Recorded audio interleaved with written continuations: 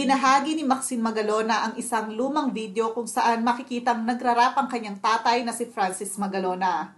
Sa IG post ni Maxine, makikitang nakasakay ang dalawa sa sasakyan at ang nagdadrive pa ay si Francis M. habang ito ay nagrarap. Kitang-kita naman sa video na tuwang-tuwa itong si Maxine. Say nga ni Maxine, quote, "Rest in peace, Papa," unquote. Nagkomento naman sa nasabing post si Angelica Panganiban at Karen Davila. Say ni Angelica, quote, "Grabe yung happiness mo, CZ," unquote. Komento naman ni Karen Davila, quote, "So beautiful," unquote. Matatanda ang kamakailan lamang ay naging usap-usapan ang pagbuking ng isang babae sa relasyon nila ni Francis M. bago ito pumanaw.